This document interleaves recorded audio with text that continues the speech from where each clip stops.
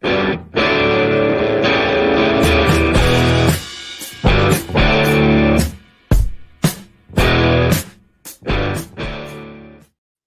up, wake up, wake up. It's gonna be the Packers coming to town. Damon, Bruce, Larry Krueger. Wake up, Niners fans. You're officially in the playoffs now, and you got your first opponent revealed in Dallas yesterday. Larry, as the Cowboys laid down to die. Oh, my goodness. What a flop from McCarthy and Bunch. What a game. What a weekend for the Niners. Man, I mean, and probably the end of the road for Mike McCarthy as they lose again at home to a Green Bay Packer team. And I hate to be the I told you so guy, but personnel wins the day, and the Packers have a ton of it. And Brian Gutekunst, their general manager, who was charged with getting rid of, Aaron Rodgers, has rebuilt Green Bay's arsenal, and they are coming. Started with the trade up of Jordan Love, and, it didn't end there. I mean, Green Bay is uniquely stacked. They really are. I mean, if you really look at it, and what makes them so challenging is that you don't know who to try to prepare to beat. Last week, Jaden Reed had a 100-yard day. This week, he barely did anything, and Green Bay puts up 50 almost. Romeo Doubs, Christian Watson, Bo Melton, Dontavian Wicks, they're all playing really, really well. Tucker Kraft is a number one tight end. Oh, but wait, so's Luke Musgrave. And Jordan Love's got 21 touchdowns and one pick in his last 9 games. Aaron Jones is a tremendous two-way back. They got a pretty good offensive line that they drafted. Very good defensive line, and they've got a couple of real playmakers in the back end. So they're young. I mean, they're all young. Youngest. Not here. Yeah. This is a baby football team, and they are, equal parts, kind of where they should be and ahead of schedule all at the same time. I thought that the Packers had a really good shot to win that game. I didn't think it would come in blowout fashion. Now, the Cowboys were able to do some cosmetic surgery on the final score, but it was 27-0 Green Bay before the Cowboys even got to the stadium. And it really is one of the all-time shocking no-shows, I think, in playoff history, given who they are, the pressure of it all, an undefeated team at home. But before we get into that, Cowboys collapse again. Just looking at the Packers, Love wasn't sacked once in the entire game. Aaron Jones, 21 carries, 118 yards, 3 touchdowns, one of the greatest postseason games in Packers history. It really was for him. He was a little bit of a do-everything back. Like you said, Romeo Doubs had a career-high 151 yards, and they were on schedule all day in the first half. I mean, they were picking up chunk plays. You saw an awful lot of an offense that I think is reminiscent of what Kyle Shanahan and the 49ers do. Matt LaFleur was a student under Kyle Shanahan, and he's taken an awful lot of those principles to Green Bay with him. And this is a team, Larry, that started 2-5 this year. I mean, there was an awful lot of hand-wringing coming out of Wisconsin about the rough year it was about to be.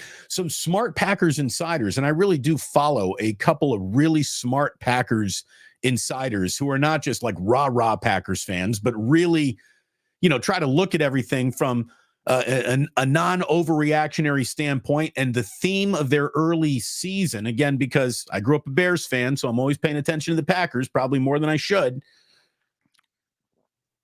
Smart people in the room, Larry, kept on saying, yes, it's a bad start. Nobody wants to come out of the gate at 2-5, but it's a young football team. Anyone who had, any sort of, prognostication of the season kept on saying there'll be a second half team. Didn't think the first half was going to quite go that bad, but they're going to be a second half team. And indeed, that's exactly what they were. They've been in playoff mode for a little bit of a while, playing high stakes football and delivering on an awful lot of promises. Like you said, Love is what's his touchdown to interception ratio in the last 7-8 games? 21-1. Yeah, that ain't bad. Not last 9 games, 21-1. Yeah. The guy's amazing. I mean, go ahead. No, I'm just saying the patience that was part and parcel of this turning into a good year for the Packers turned out to be the key ingredient. Young teams need time to come together. And, you could make the argument that the Packers are ahead of schedule. Some might even say they're on schedule now. They look great. They absolutely look great. And it's not accidental. It really isn't. They're legitimate. I mean, they're absolutely, there's no getting around it. I mean, there's nothing faulty about it. You mentioned LaFleur's a good coach. It's partial scheme, but it's also talent. And they just have an awful lot of it. And it's all young and it's coming together. I mean, they got a 25-year-old quarterback. Aaron Jones is the old head. Romeo Dobbs, Luke Musgrave, Dontavian Wicks, Tucker Kraft, Christian Watson, Bo Melton, Jaden Reed. I mean, part of the problem is when you're a defensive team, you don't know who to take away because they've got so many different guys that they lean on. They're also so young that they don't realize what they're doing. And defensively, Quay Walker is a tremendous player. Kayshawn Nixon is a tremendous player. They both had 11 tackles yesterday. Their front line has some big-time guys. And then Darnell Savage and Zaire Alexander on the back end. They've got Jair. He went down with a left ankle injury. We'll see how serious that is. But they're legit. They're absolutely legit.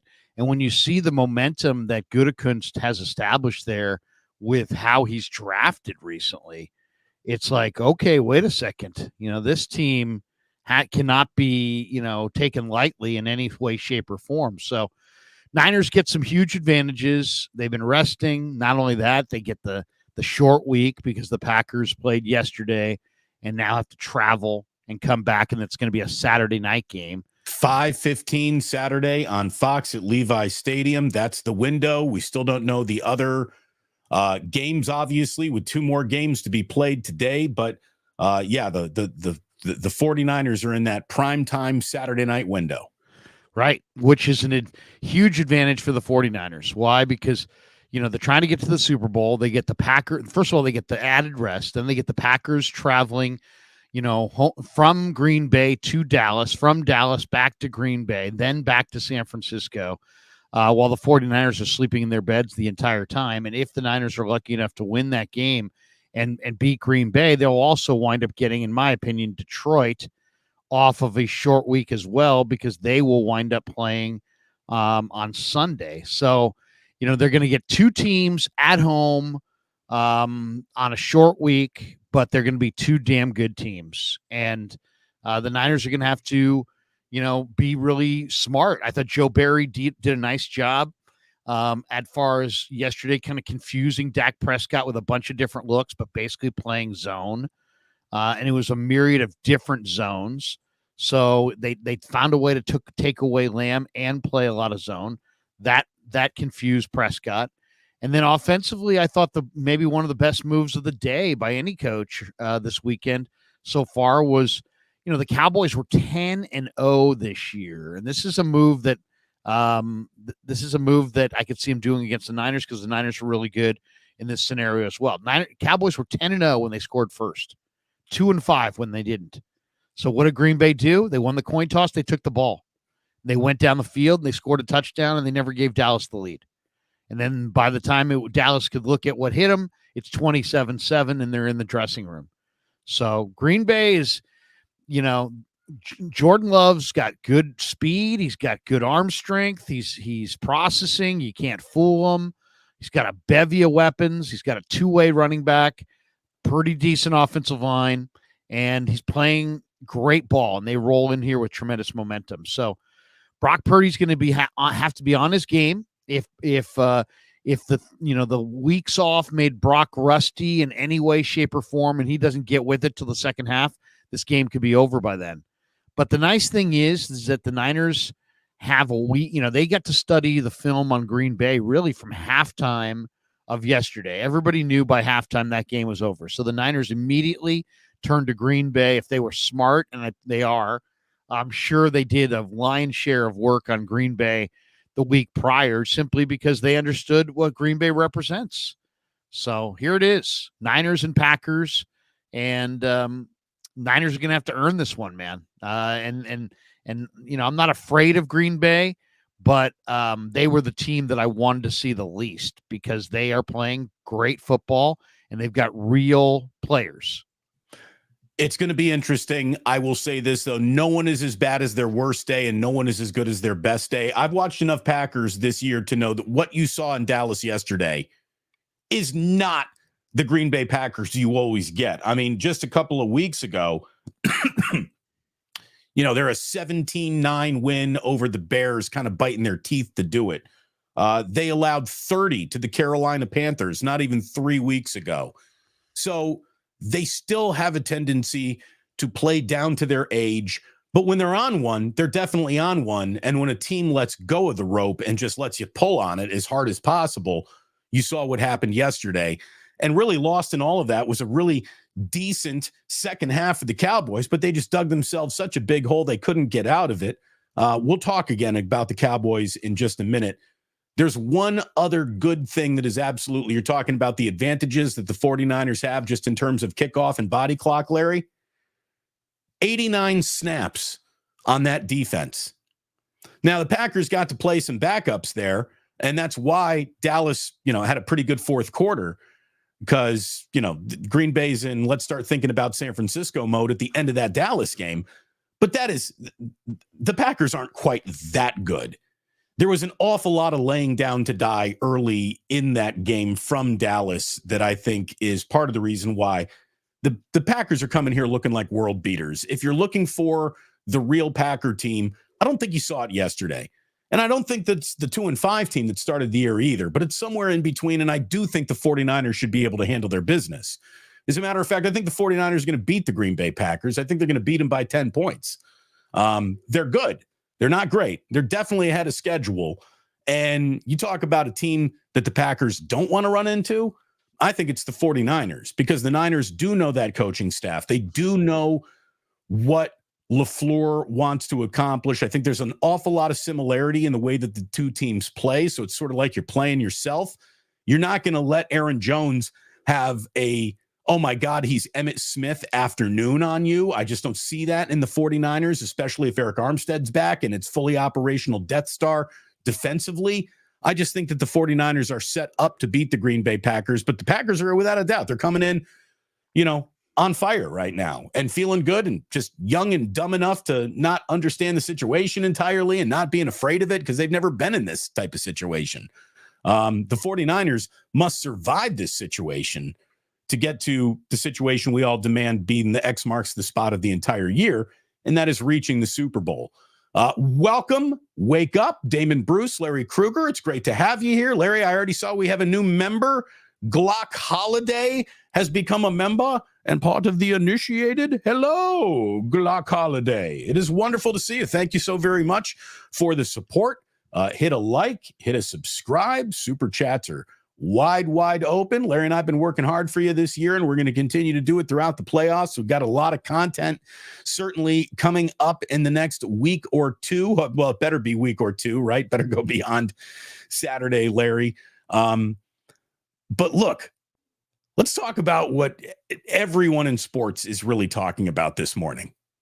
And that's the Cowboys, who just dropped one of the all-time no-shows and gag jobs really in NFL history. I mean, that was remarkable. The Cowboys, just to let you know how disappointing they are the first team to win at least 12 games in 3 consecutive playoff seasons without making a conference title game. So in other words, there's never been a 3-game stretch in NFL history where a team has won more and has had less to show for it than the Dallas Cowboys. And those who want to play they suck. No, they don't suck. They're pretty good. They've got an awful lot of talent. But they've got a head coach who clearly did not have that team ready to play at kickoff. And I do think that that's a fireable offense. At some point in time, you reach the end of a road with a guy. And I think that they've reached the end of that road with Mike McCarthy, especially when, if Jerry Jones isn't sending a private plane to Bill Belichick's house today, he's out of his mind. You're going to let the greatest coach in NFL history go take a Falcons job? before you give him the Godfather offer to come in and save the Dallas Cowboys? I mean, that would be insane. So, what a stunning turn of events from the Dallas Cowboys, who say whatever you want. I mean, they don't really put it home all year. Jerry's old. He's 81. He's 28 years removed from his last Super Bowl appearance. And, McCarthy's got one more year left on his contract. And he's got a great record. He's 42-25 in 4 regular seasons. He's got 3 straight 12-win seasons. He won the NFC East in 2021. He won the NFC East again this year. But they just have one playoff victory. They're just, that's it. They don't win in the playoffs. And why do they not win in the playoffs? Because they haven't been one of the better teams. You can rip Dallas all you want. And I just think that it was all there for you to look at with their profile. They were a front runner. They beat 6 or 7 bad teams by an average of 30 points a game. And they're bad against the run. All the other games that they played against good teams were close or they lost. So this was a really good team rolling in, and I expected them to go down. I can't sit here and tell you I expected them to go down and then say, oh, my God, I can't believe it. I can believe it. Dallas is a front runner. They can't stop the run. And guess what? Green Bay rolled in and ran it, and Green Bay had great balance, but Green Bay ran for 143 yards, and Aaron Jones averaged 5.6 a carry. So they couldn't stop the run again, and they're just built to win one way defensively. They can't stop the run. So what they have to do is their best defense is their offense. Their offense gets a lead, makes you one-sided, and then they pin their ears back and they sack the quarterback. So that never happened yesterday. They never stopped the run. They didn't get a lead. So guess how many sacks they wound up with? 0. None. 0. I mean, think about the pass rushers on this team. Dorrance Armstrong, Micah Parsons. I mean, Osa from UCLA is a major rusher. DeMarcus Lawrence. I mean, they get after you. They absolutely go after the quarterback. They had 3 hits on the quarterback all day and no sacks. They had 1 tackle for loss. Their defense makes no impact. Green Bay just hung half 100 on them because in reality, they called off the dogs in the beginning of the 4th quarter after they scored that last touchdown. Then they brought in the backup quarterback to hand it off. So, they got torched. I expected them to go down. That's what they do in the playoffs. I think McCarthy is a decent coach, but nothing great. And, I think it's interesting that, there was a lot of talk that Belichick is waiting for some of these playoff teams to potentially have a crushing loss so he can jump in there. Immediately, I thought of Dallas and Philly.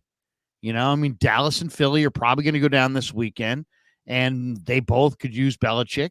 And, Belichick's got the 6 rings with New England and 2 with the Giants. And so there you go. Some of the players in Dallas this morning, Damon, are standing up for Mike McCarthy. But you know what? It's just the bottom line. I think Prescott's got to take a lot of blame as well. I mean, he had a bunch of turnovers. He had 2 turnovers, but he had 3 touchdowns and a 400-yard day passing, and they obviously threw it into we're only passing mode because they had to play catch up. But you look at some of Dallas's numbers, like they had 37 first downs. They were 10 of 16 on 3rd down. That's usually good enough to win right there. But they were chasing the scoreboard all day long. Again, it was 27-0 before the Cowboys even decided to get to the stadium.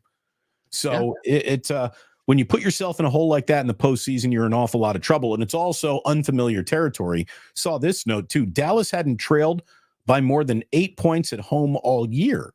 And again, they're down 27-0 before they get anything going. So just couldn't cover Dobbs on any of the long passes. No, which is weird because they have a decent secondary. I mean, it's just a weird day. Yeah. I mean, CeeDee Lamb and Prescott had an odd vibe going on. It was like, Green Bay obviously tried to take away CD and did a good job of it.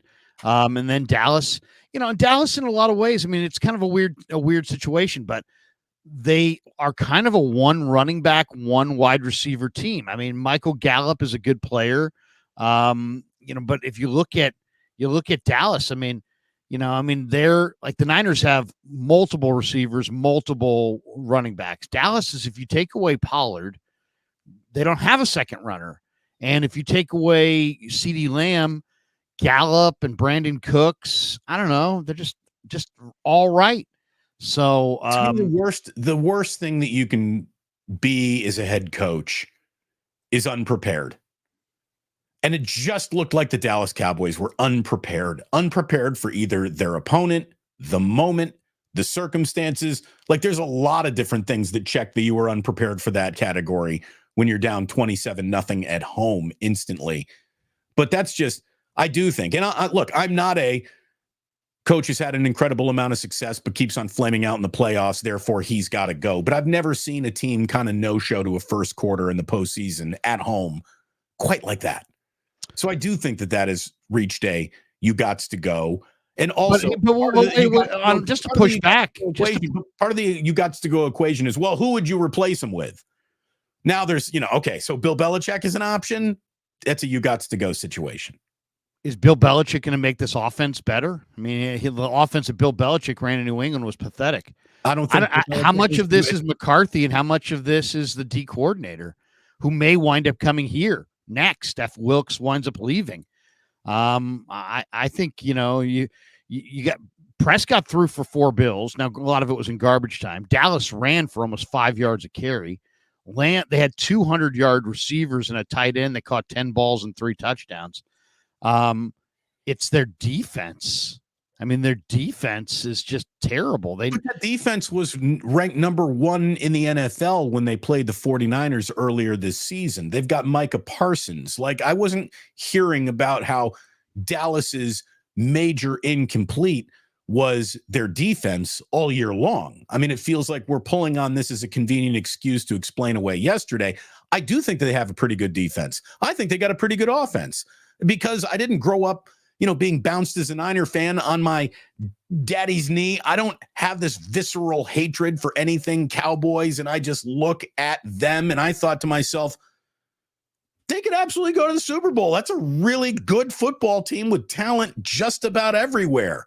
But then it got to playoffs and they just shit the bed as hard as humanly possible. To me, that is your head coach needs to change. I mean, you can put it on their defensive coordinator. It absolutely was on their defensive coordinator. I mean, but again, I had not heard a single complaint about Dallas's defense until yesterday afternoon. I just told you they played 7 bad teams and they crushed those teams, and they're a bully team that if you can't run the ball and they get a big lead, all of a sudden Dallas can turn 21-10 into 35-10 or 42-10 better than anybody in football.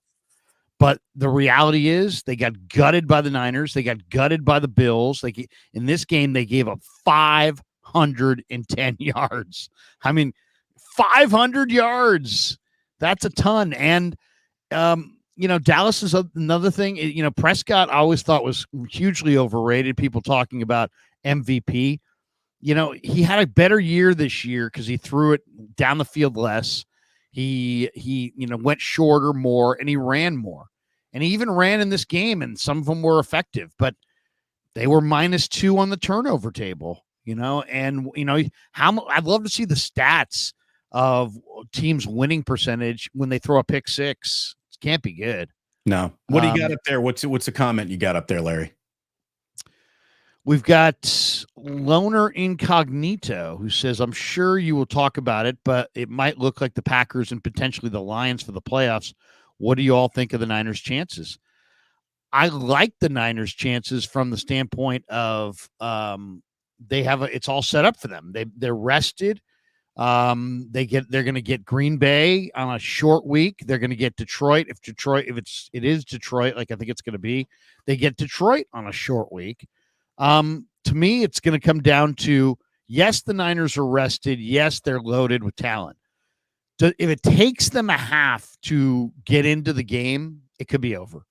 So the rust factor in the first half, to me, is the big issue for the San Francisco 49ers. Green Bay is absolutely in a razor's edge right now. They're playing well. They've won 4 in a row. The offense is cooking.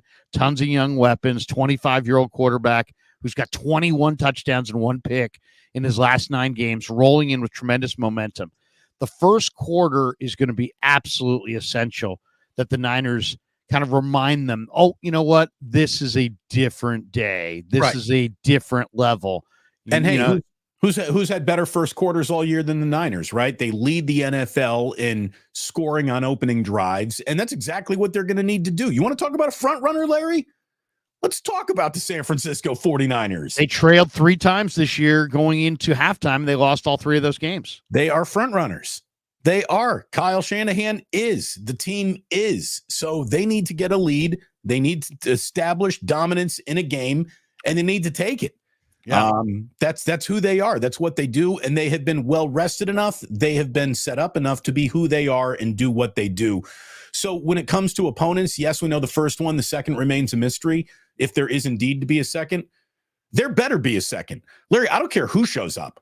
Outside of the 1985 Chicago Bears getting in a time machine, the 49ers better damn well be in the Super Bowl this year. That's the stakes. Right. And there's nothing like, hey, there's nothing ambiguous about any of this. The Niners they've got 9 Pro Bowlers. They're at home. They're rested. They've got their quarterback. They've got the weapons. They've got a really good team in all 3 phases of the game. But all I'm saying is, and this is where the rust thing, they're going to be rested. But if they're rusty and it shows, they could go down. And because you just saw, this game with Dallas was over at halftime. If Green Bay puts another first half together in Santa Clara next week, the way they did yesterday against Dallas, this is going to be the Niners' biggest challenge. Yeah, I'll go as far as to say this. I really believe if they can win this game, they can win it all. But this game is going to be very, very challenging from the anthem. And the Niners better be ready. And, it might be one of those things. Kyle, the Niners do one thing that goes against what we've seen, which is Kyle loves to win the coin toss and defer to the second half. But they're a team that absolutely – so they're giving you the ball first. If they get their choice, they're giving you the ball first. Well, if you're Green Bay, you want the ball first because your offense is cooking and you play better from a lead, and you know that the Cowboys didn't play well from behind. And the same thing they could say about the Cowboys, the exact same thing can be said about the Niners. So the Niners defense – I'm not worried about the Niners offense. I think the Niners offense is going to cook. I think they're going to score. I think as long as they take care of the ball, they're going to score and do what they want to do. But I think the Niners offense beats this Green Bay defense. But the big question for me is, can the Niner defense slow down this incredibly hot quarterback with all these good young weapons? Because that's what they are. Every single one of these weapons is a solid weapon. There may not be a Debo or an Ayuk in the bunch. There may not be a Christian McCaffrey or a Kittle, but they've got depth and youth on their side and speed. The most important 49ers coach this week leading into this game could be Chris Kasurik. That defensive line is going to have to win the game. I'll agree with you there. Jordan Love probably feel the pressure. Probably didn't even have his jersey washed yesterday. He was untouched. There was a wide open, clean pocket. I couldn't believe that the Cowboys were just so passive. And when you can't blitz him, they did blitz him one time, and he found the opening. So, I saw early in one of those touchdowns early on was Cowboys sent a blitz. They picked up the blitz, and Jordan found the right guy. He's really a developed quarterback. So, and he's got mobility and he's making a lot of good decisions. Nobody's fearing Green Bay, but at the same time, you got to have proper respect, and you better not be rusty because the game could be over at half if you are. And look, the 49ers are an example of the lightning striking from a you got lucky at quarterback standpoint with Brock Purdy, where this guy who no one expected anything from gets thrown right into the mix due to injury, and he takes off running and really hasn't hit the ground since. The Green Bay Packers, 3 different times in a row now, because let's remember, Brett Favre sat behind Don Majkowski there for a minute. Then, of course, we saw Aaron Rodgers sit behind Brett Favre, and we saw Love then sit behind Rodgers. There is a case to be made that when you got a good quarterback, you just throw him into the fire and see whether or not it's a sink or swim situation. The Packers have gone in the total opposite of that. They've always been patient with their next about to be quarterback, and it looks like it has paid off for them for a third time in a row. Now, I'm not saying that Jordan Love is in the Aaron Rodgers, Brett Favre category. He's far, far away from that still. But they've got something when it comes to how they develop quarterbacks on that franchise that has worked for them. I mean, we're in decade number 3 of that plan being a good plan for them, Larry. It's amazing. Well, it's a solid it's a really solid football organization. I mean, that's one. But they've got a great young personnel guy, and he traded up in the 2020 draft to get Jordan Love out of Utah State, and people ripped him for it when he struggled early. They've found a way to just develop. The nice thing about playing in Green Bay is you're furthest away from any kind of bright light situation. You can just focus on football. Right. But I mean, Aaron Rodgers tried to turn that bright light on his own team, and he declared war against Brian Gutekunst, and he took it very public, and it did get a little ugly and messy. But there are, I don't know, enough like football smarts in Wisconsin to where people were like, all right, Aaron, we can sort of see that you're going a little off the deep end in terms of being a good teammate. But then you come back with an MVP caliber season. And whenever you're drafting your quarterback of the future, while your quarterback of the present is having an MVP caliber season, from a front office standpoint, that feels hard to justify. But then when that quarterback moves on and now you got the guy, what's the old Andrew Brandt saying that the single best time to draft your next quarterback is when you don't need one? Because then there's no pressure to take this raw ball of clay and just roll them out on the field to see what you got. And it's worked out for them.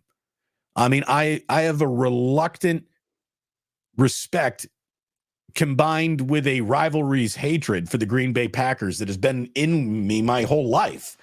And there is a team that could cause a problem for the 49ers coming to town. But I think that the 49ers are uniquely equipped to deal with all these problems and are just the right team to take a young Packers team that, is ahead of schedule and put them back where they belong in the NFL's pecking order.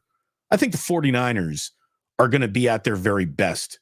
And maybe the Packers showing up with a threat of scaring the Niners is exactly what the Niners need to sort of jumpstart this playoff run, Larry.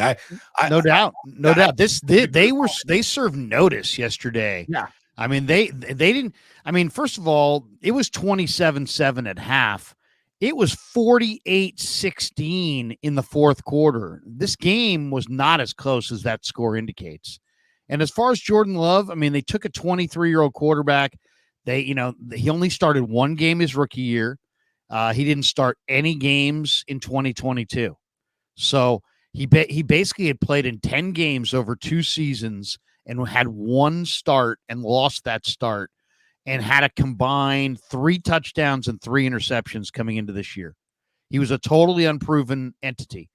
What did they do? They gave him the full year. He started all 17 games and went 9-8 in the regular season, 32 touchdowns, 11 picks. But man, if you look at what Gutekunst has done in the last 2 drafts, you say, how did the Packers do this? Well, they traded up for Jordan Love in the 2020 draft. But the 2022 and the 2023 drafts, these last 2 drafts, have been bonanzas. 8 good players in each draft. 2022, Quay Walker, Devontae Wyatt, Christian Watson, Romeo Doubs, Zach Tom, their starting tackle, Kingsley Enagbare, the linebacker, Rasheed Walker, another starting tackle. I mean, that's 8, that's 7 right there from the 2022 draft. Then he follows it up this year, and he gets Lucas Van Ness, Luke Musgrave, Jane Reed, Tucker Kraft, Dontavian Wicks, Carl Brooks, their kicker Anders Carlson, Carrington Valentine, who's playing the corner for them. That's 8. They've gotten 15 players, many of which are starters, just in the last 2 drafts. I mean, you got to credit that young GM, man. He He's fantastic, and I think LaFleur is good. I don't think LaFleur is special or anything, but I think he's a solid NFL coach. They got their quarterback. They groomed him perfectly, and man, they have surrounded him with a ton of talent, and they're coming. This may be a year ahead of schedule, and the Niners may slap them around, but they are the team that's building the bonds, the bonanza, the juggernaut that's coming in the NFC. Well, and if there's one that feels like it now wears that crown in the AFC, it's got to be the other team from the state of Texas that was the polar opposite of the Dallas Cowboys. Where the Dallas Cowboys were slow starting and letting their entire fan base down, you had the Houston Texans just coming out and just throwing haymakers at the Cleveland Browns and making the Browns look like their defense was to be disrespected all year long. And it must have been the offense that drove them to the party. I have never seen a ballyhooed defense kind of lay down and die quite like the Cleveland Browns did, as the Texans put up a 45-14 win.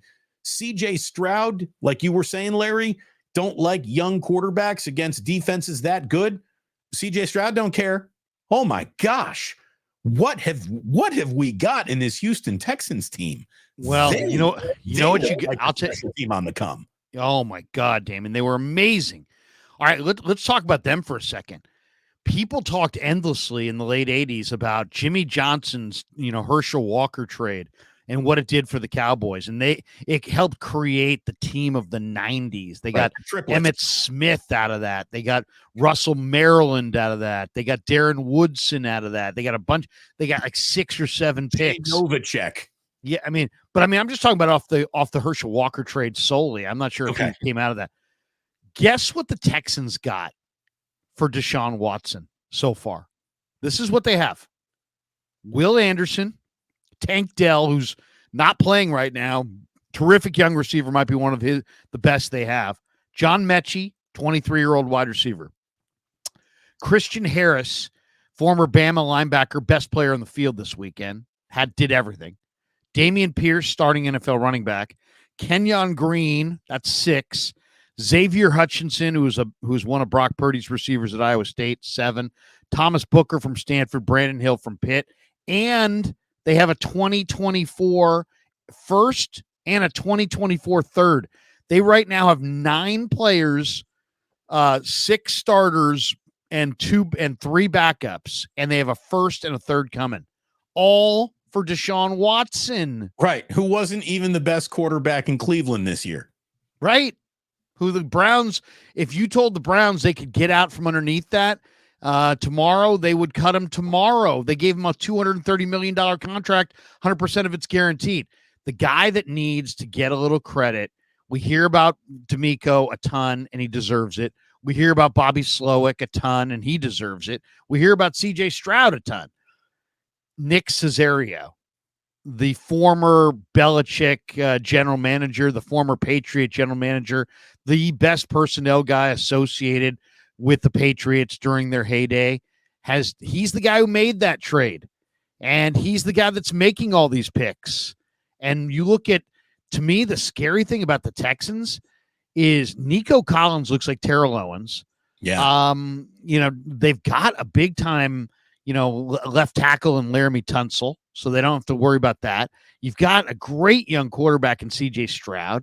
They've got a couple really good running backs in Devin Singletary and Damian Pierce, but it's their defensive ends.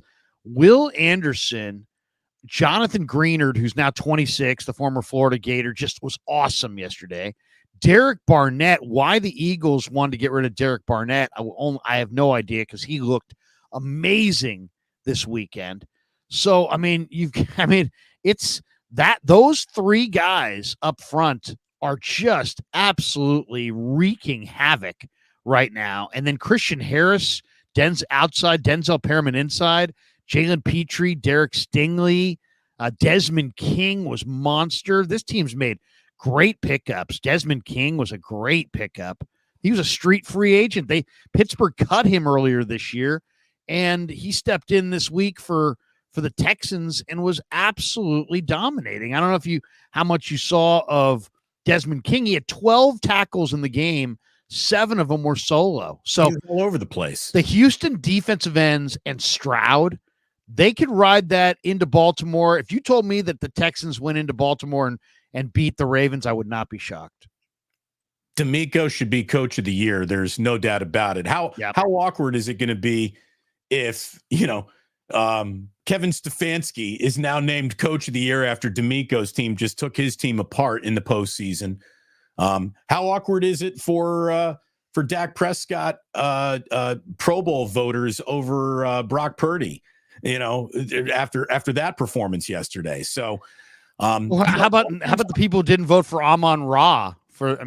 Amon-Ra is one of the great receivers in the league, and he showed it yesterday. On a name standpoint alone, if the name gets you bonus points, he should have been in there. Amon-Ra and Equiminius St. Brown, these are incredible fabricated names that his dad came up with.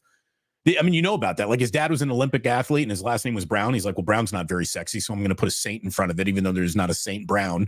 Don't forget about the brother who played for Stanford, Osiris. Osiris, exactly. Equiminius, Osiris, and Amon-Ra St. Brown. Amon-Ra's a true number 1 receiver right now, and he was fantastic yesterday. Yeah, he was. Dude, the Lions were really good all day yesterday. They were. That was a fun game to watch. But just to go back to the Texans for one moment, sometimes, Larry, when you're dealing with cancer, you got to get it out. You got to cut it out. Chemo's it's going to take too long. You got to cut it out. And there were 2 cancers that were plaguing the Houston Texans. It was what Deshaun Watson became because of the whole massage scandal. That was a got to get this guy out of here situation. And remember the name Jack Easterby?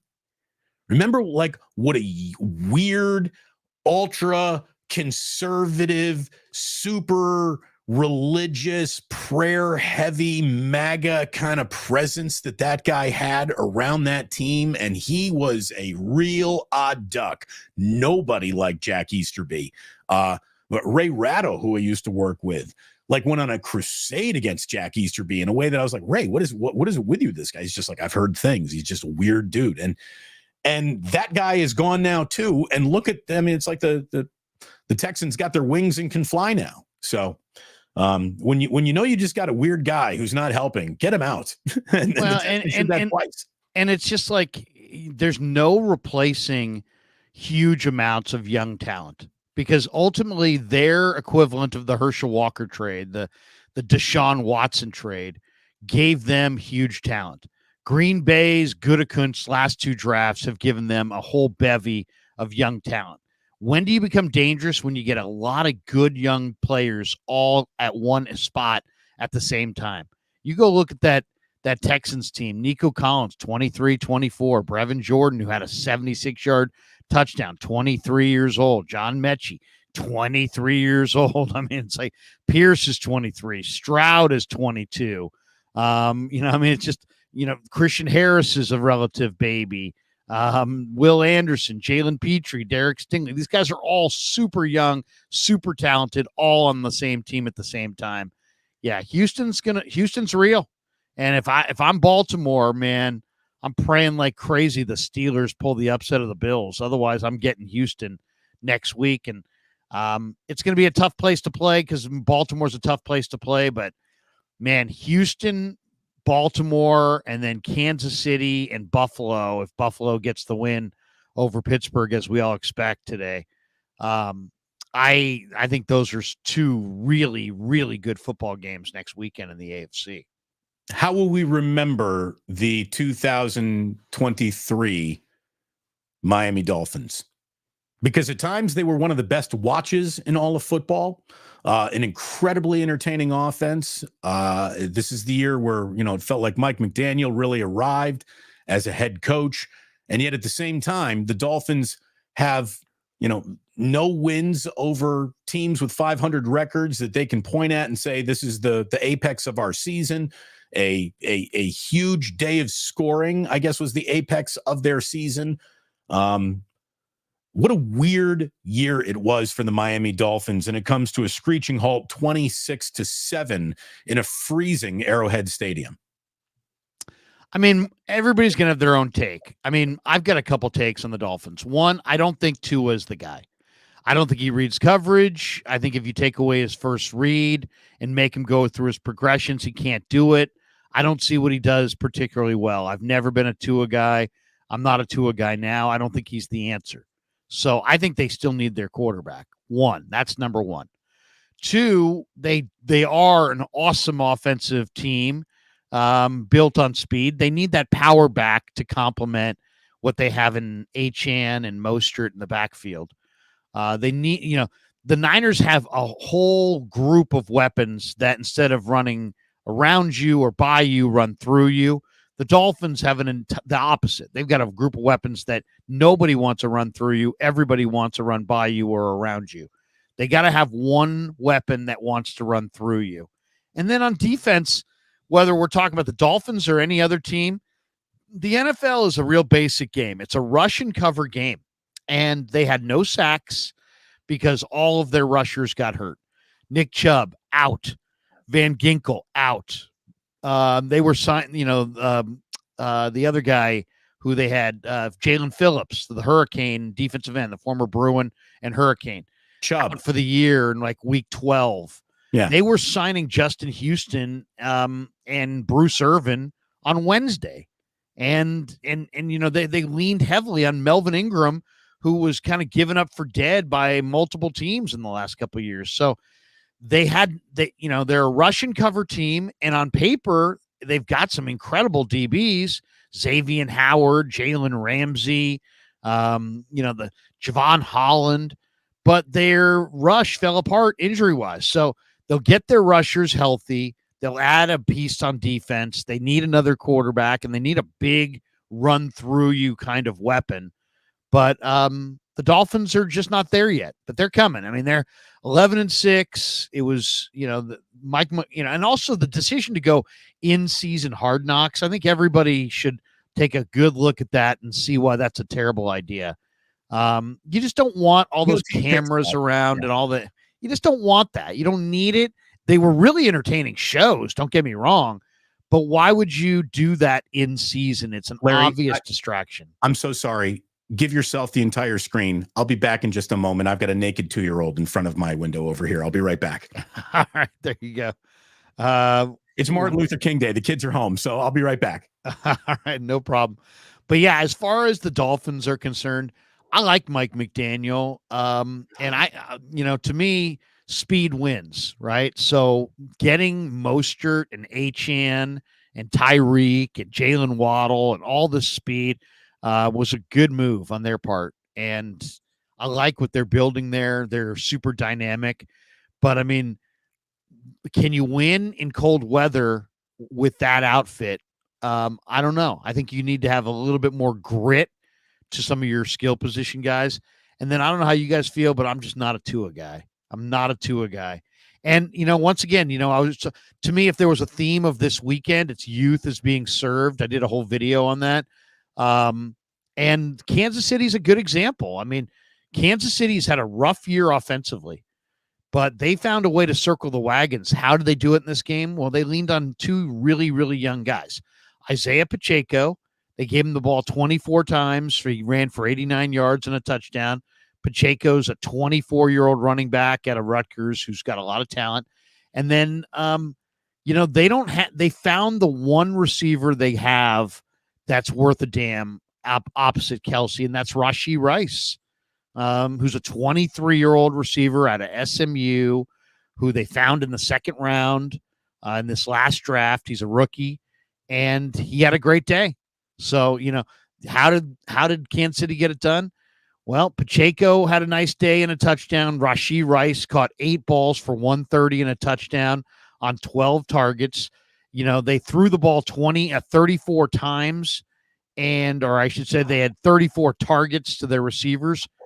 22 of them went to Kelsey and Rice. They just stopped throwing it to the other guys. Marquez Valdez-Scantling, they threw him 2 balls all day. Justin Watson, 2 balls all day. Richie James, 2 balls all day. McCole Hardman got 3 targets. They basically just said, you know what? We're going to Kelsey and we're going to Rashee Rice. And we're going to hand it to Pacheco and Edwards a little bit, and that's it. And that's what they did. And then still defensively, also youth was served on the defensive side for Kansas City. Nick Bolton is I loved him at Missouri. He's a 23-year-old inside linebacker who was considered too short for the NFL. So he fell to the second round. This guy was as good a linebacker as there was in college. 5'11", 237, and he runs like the wind. He had 10 tackles, 5 solo, a tackle for a loss. And then Karlaftis, the young defensive end from Purdue. Oh, you're talking about a 22-year-old defensive end. He was their first-round pick in the 2022 draft. Karlaftis, 1.5 sacks, 3 hits on the quarterback, a tackle for a loss. So, I mean, to me, if there was that theme all weekend, and we'll go back to Damon now that you're back, everything okay? Everything okay with the kid? Everything's great.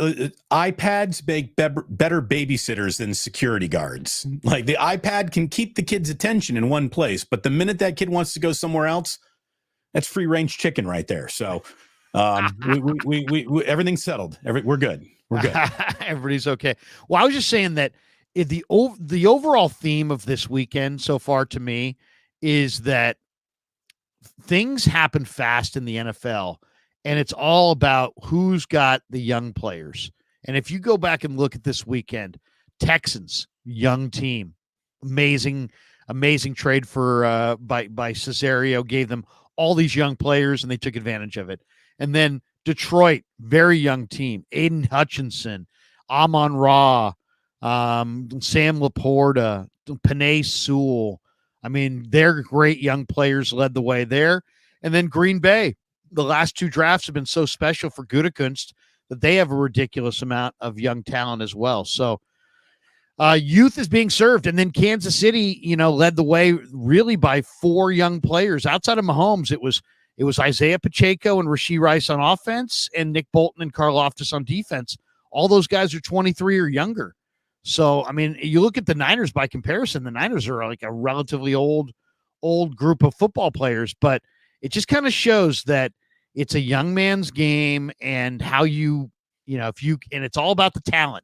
If you can accumulate enough talent, you can win. And these teams right now, I mean, Houston, Green Bay, Detroit, these are some of the youngest, most talented teams in the league.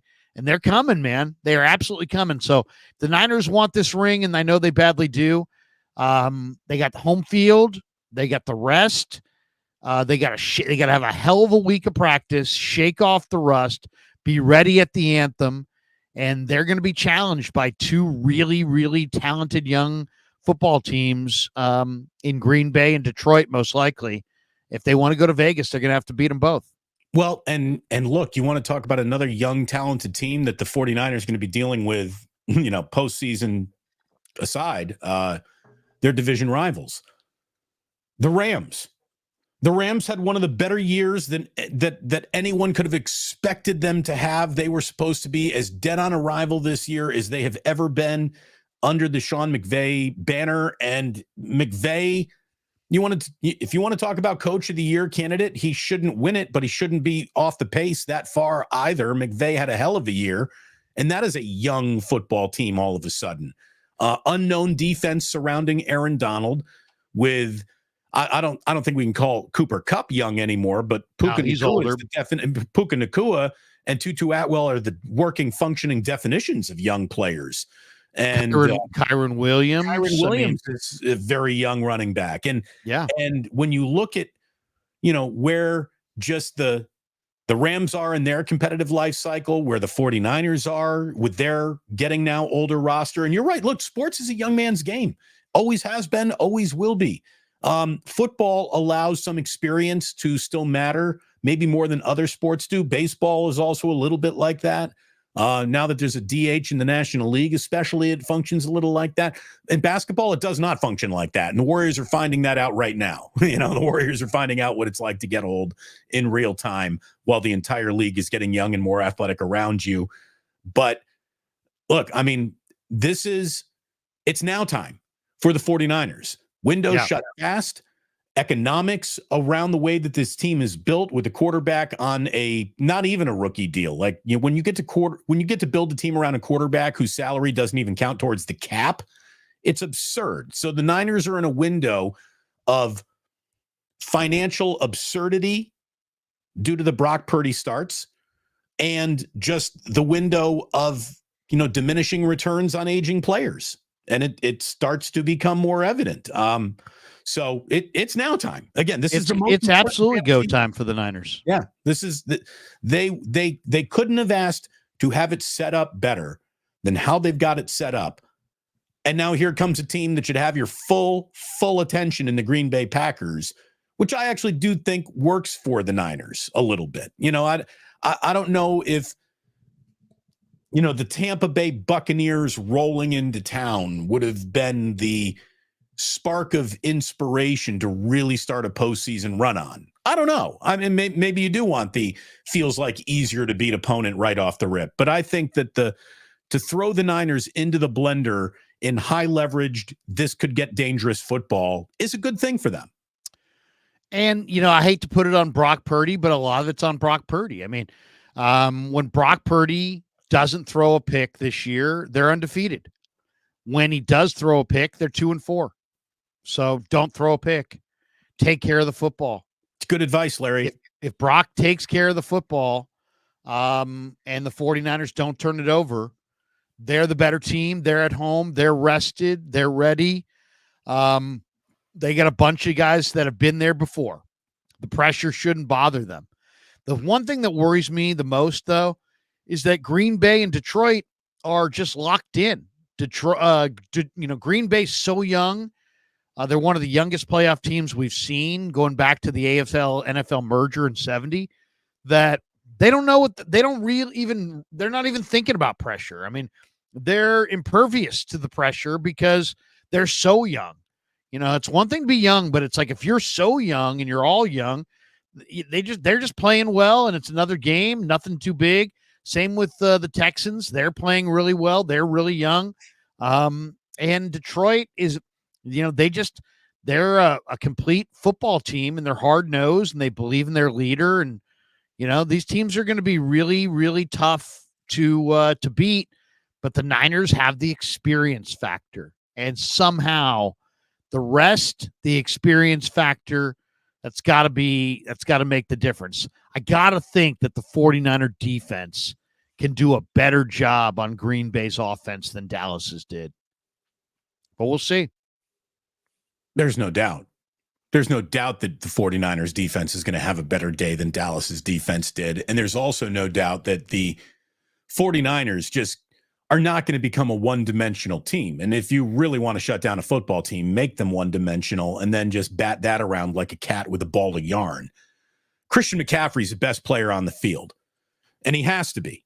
In every single one of these games coming up, Christian McCaffrey needs to be, we can talk about Brock and Debo and all that stuff, but it's Christian McCaffrey time. Well, I'll go beyond that. I mean, I'm not worried at all about Christian McCaffrey. To me, it's time for Mooney Ward, Demo Lenore, Ambry Thomas, Jair Brown, Samuel Womack, Isaiah Oliver, Darrell Luter, Tayshaun Gibson, Logan Ryan. Those guys. The Niners secondary the Niner front's got to put some heat on Jordan Love. And but more than anything, this Packer team has a ton of really talented receivers. And the young Niners secondary that really only it's a bunch of really, really young guys, and then Tayshaun Gibson and Logan Ryan. It's funny, the team that Aaron Rodgers wanted is now finally there that he's not there, right? Yeah. No, seriously. It's like they never could surround Rodgers with enough. And now Gutekunst shows Rodgers the door, has back-to-back amazing drafts. Everybody gave the Packers grief in the offseason. They're like, why are you not signing a big free agent wide receiver? Why are you guys not signing a big free agent tight end? And little did we know that Gutekunst was going to hit and hit and hit and hit and hit in the draft. Now they've got this bevy of awesome young weapons, and now we're going to find out how good the Niners' young secondary is, and can they stand up to all these weapons and Jordan Love. One of the comments that just came through here from Niner Bang says, only one person can defeat the 49ers, and it's Kyle Shanahan. And even though that feels, a little inflammatory and overreactive, and I kind of agree with it. Like Kyle, how about this? I think Kyle's got to have a great postseason. And if he does, Kyle has a great postseason. The offense and the defense both play very well. I mean, it should be the Niners' year. It should be the Niners' year. The advantage that Kyle supposedly has against any other coach in this league, we need to see that. We need to see it. He needs to live up to his billing as smartest cat in the room. And he's got that genius card. It's not like he throws it around and flaunts it or plays it, but it's there and it's his, and we need to see it. Yeah. Kyle has to have 2 or 3 plays that make us all go, shit. How you supposed more to than that, I want to see a game plan that first of all, I don't want to see a rusty team. I want to see an efficient plan. I want to see offensive balance.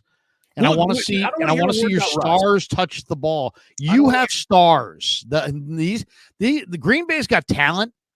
You have stars. Debo's a star. Ayuk's a star. Kittle's a star. CMC is a star. Your stars have to rule the day, and you just got to stay out of the way and make sure Brock's got to take care of the football. You got to have offensive balance, but you've got to make sure that your stars touch the ball. That's what you got to do over again. No doubt. Antonio Rosales says Shanahan needs to run the ball all postseason, and they'll win the Super Bowl. Carl Kelsick. Good morning, Carl Kelsick. Hey. He says, if Larry thought the Packers would win, how about the notion that the Niners did too and got way more of a head start than this weekend? I think that's a good point. I bet you anything they handicapped the whole thing and said Green Bay's beating Dallas. Let's prepare for Green Bay. I think he's absolutely right. If I saw it, they saw it. Well, you start prepping for everyone. You get some of your scouts and you just start prepping for the whole league as it comes your way. You start scouting every single AFC team because they could be potential Super Bowl opponents, for goodness sake. So that's Daniel Garcia. This is the playoffs, Larry. Nothing comes easy. Stop pushing the scared narrative. I'm not pushing any narrative. I'm just telling you the Packers are legit. Yeah. And if you don't believe it, you may find out the hard way. And if the Niners don't believe it, they may find out the hard way. That's all I'm saying. You don't be scared, but proper, appropriate fear of your opponent is a good thing. Make no mistake. All right, it's the old Greg Popovich. Appropriate fear. Appropriate fear. The Niners they went to Philly with appropriate fear that the Eagles could beat them, and they fired a big, big effort. All I'm saying is they got to be on edge in this game the way they were on edge in that game. They will not roll their jocks out there and just be like, Green Bay's just going to wither and die and curl up in the fetal position. It ain't going to happen. And don't tell me it's the playoffs. Sometimes teams do wind up curling up in a ball and doing nothing. I think you just saw it from Dallas. All I'm saying is Green Bay is legit. And unlike some teams where it's like, hey, you know what? Take away CeeDee Lamb, take away Tony Pollard, and then you've got it. You're halfway home. They don't have that kind of player. It's not like, oh, you take away Romeo Doubs, they're cooked. No, they go to Jaden Reed. Oh, take away Tucker Kraft, they're done. No, they'll go to their other tight end.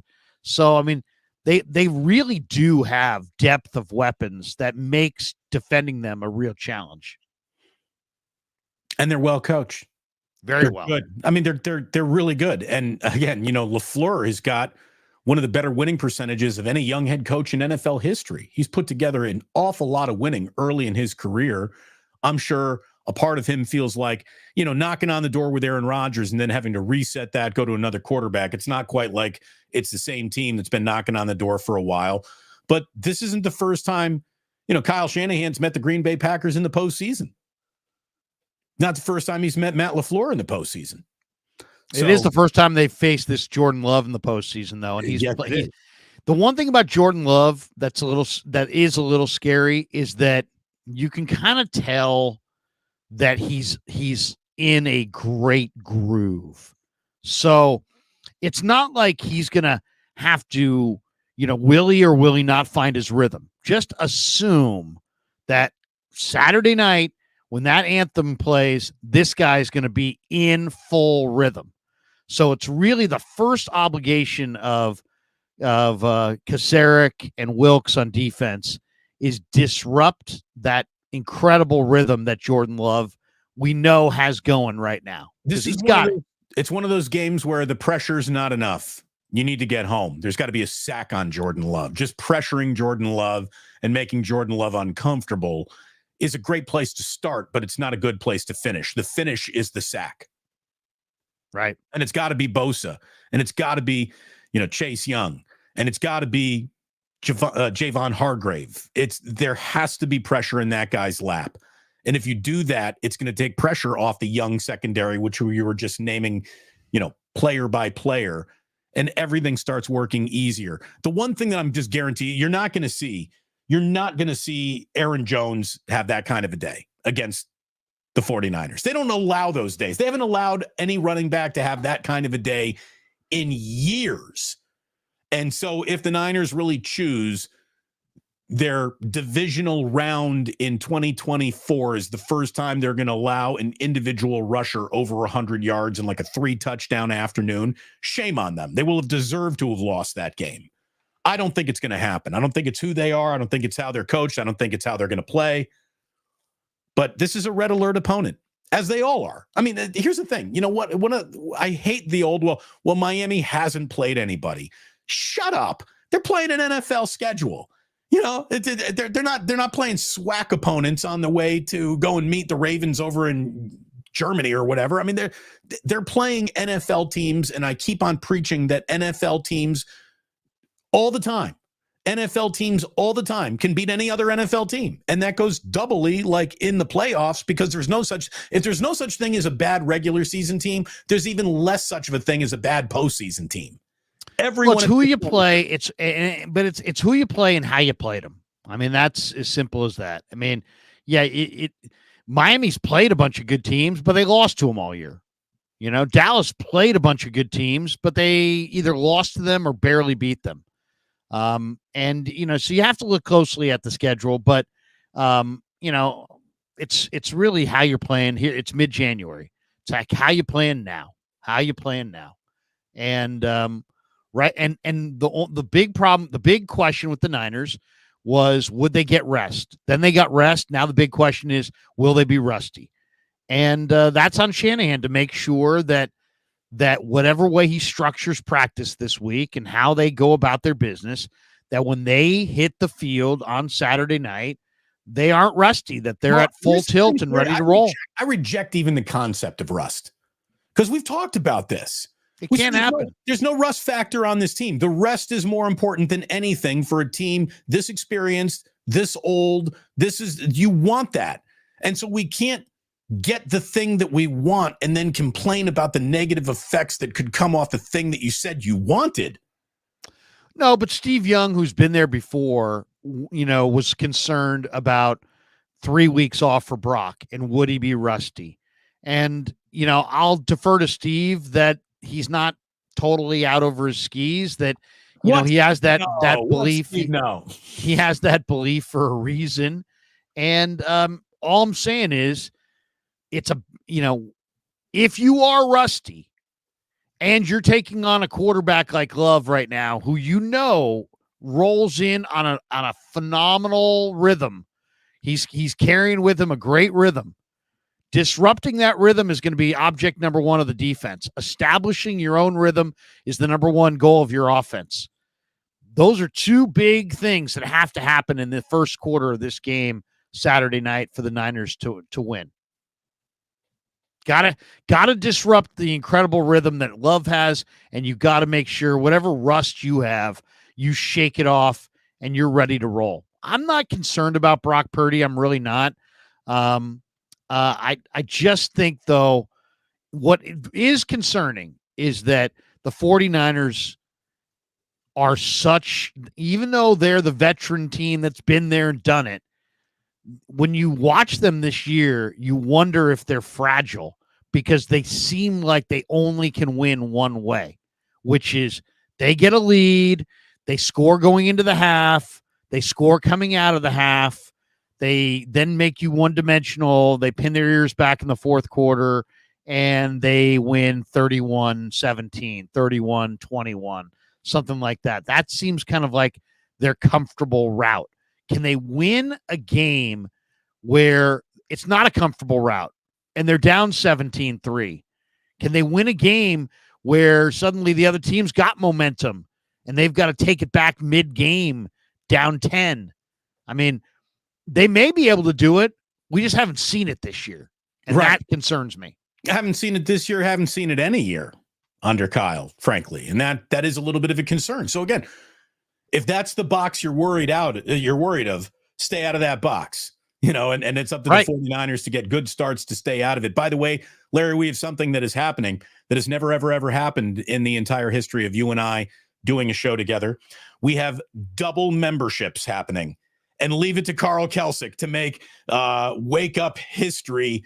Double memberships, a Larry Krueger membership for Carl, and then he comes back around over the top to become a member of the initiated. And he is a Damon Bruce Show member now, too. Carl, freaking love you, man. Old school, diehard KNBR radio lifer right there. Carl Kelsick coming in with a double membership, Larry. It's unprecedented. What a weekend. Double membership for Carl Kelsick. Look at that. Look at that. Nobody ever said it would. They said it would never. We'd never see the day. It never Kelsick happened. Never brought a double membership. Why would anyone be a member of even one of you? Both of you guys? That's ridiculous. That means every time he comes in, he's got to scan both cards. Yes, excuse me. But could you run your other card, Mr. Kelsick? Thank you. That's right. Thank you very much, Carl. Thanks Carl. to all members. Again, thanks to anyone who's dropped a super chat today. Thanks to anyone. Should we roll through some chats here? We should. But hey, thanks to anyone who's just out there chatting in good faith and having a good time this morning. It's the playoffs. This is supposed to be fun. And it has been so far. And the fun hasn't even really started because the Niners, they get going with the Packers on Saturday night, 5:15. Game is going to be on Fox. Of course, Larry and I are going to be doing post-game shows. We're going to be doing wake-ups today. Obviously, you're watching it right now. We're going to be doing another one on Friday, getting you ready for the weekend. We'll be back. So here's it. Let's have a production meeting right now on the air here, Larry. Okay. With the 49ers playing on Saturday, is next week's wake up going to happen Sunday morning, or will we wait until Monday to do it? I think we should go Sunday morning and then follow it back up with Monday morning. I think we go double wake up. Double wake ups, like double memberships, unprecedented stuff. We'll call it the Carl Kelsick Invitational. We'll call it the Carl Kelsick doubleheader. We'll go Sunday. We'll run it back on Monday. I mean, let's do that. At what point does someone come in here from the rhythm section and just throw cloaks over us and say you're the hardest working men in show business? You got double James Brown going on here. Thank you, Carl. Before I tell you what, Larry, before we get to the super chats, and let's jump into there in just a second, I want, there's two other things that I just have to bring up on my end. The best weekend, who had the NFL's best weekend, and who had the worst weekend in sports. And obviously there are still games, two of them to be played tonight, which brings us to our worst weekend in sports. Guess who had the worst weekend in sports? The NBA, Larry.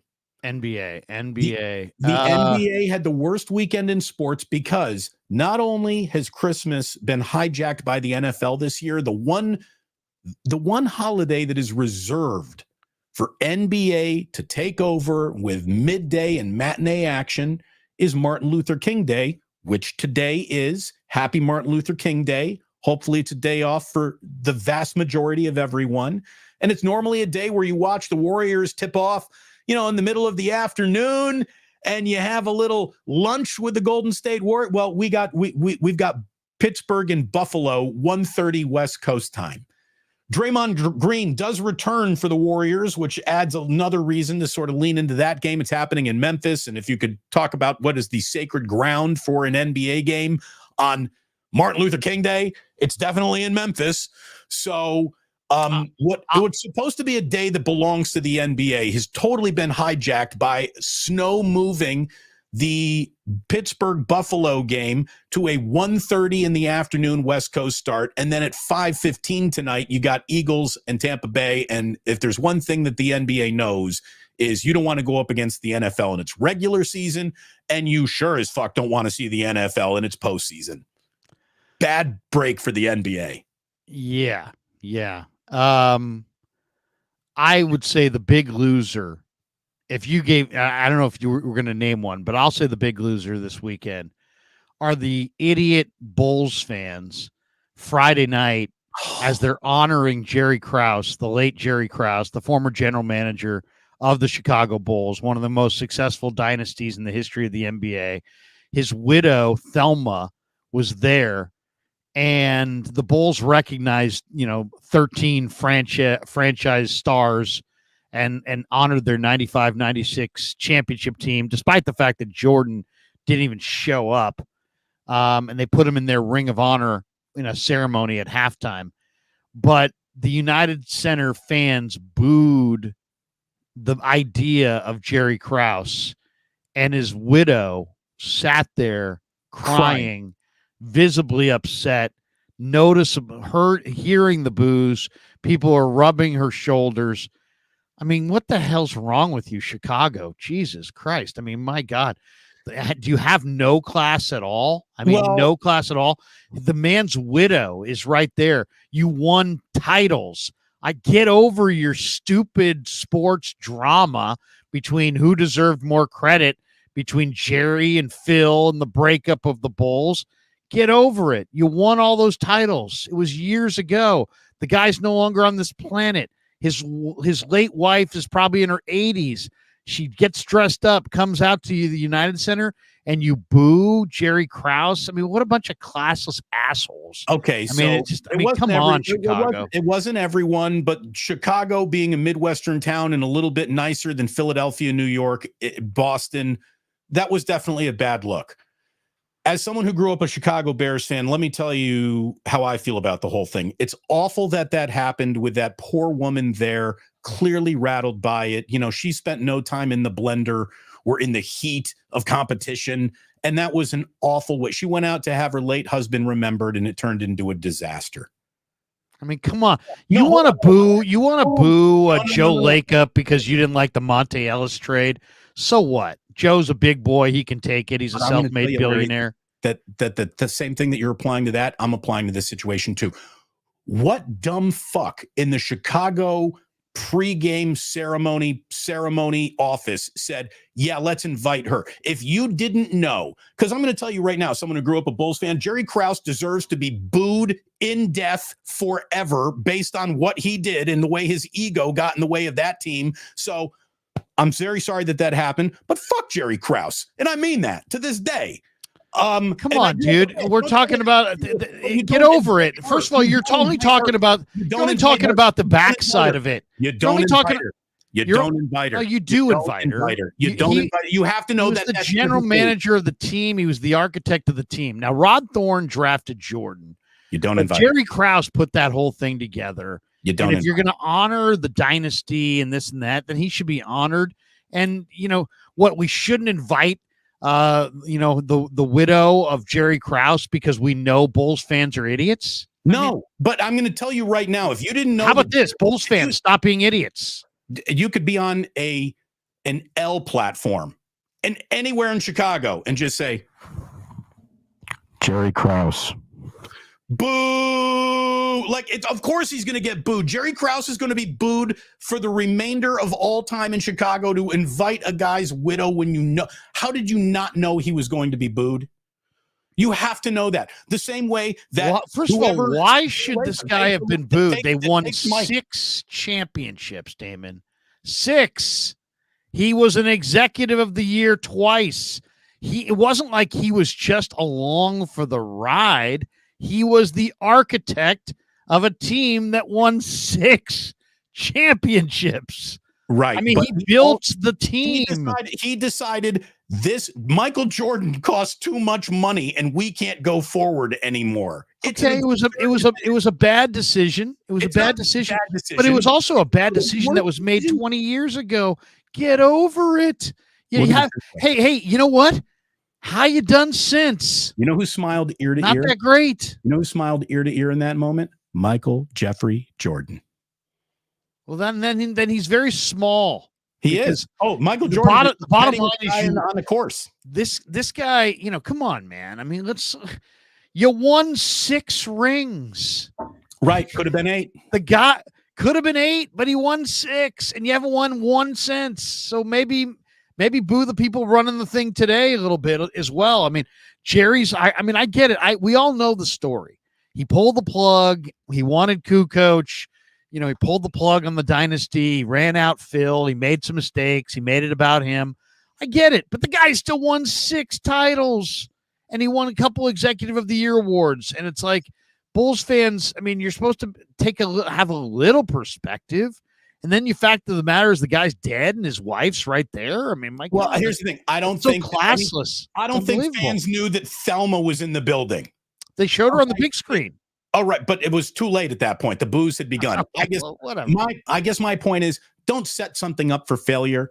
And whoever in game night ops didn't realize, hey, this is going to go really, really well until we get to Jerry Krauss, and then he's going to get booed out of the fucking gym. But Damon, he's no longer alive, and she was attending his Ring of Honor induction on his behalf. How do you have, if you're not going to invite her, you got to invite somebody. Does he have a son or a daughter or somebody? I mean, the fact of the matter is people booed so loudly that they brought his widow to tears, and shame on Chicago.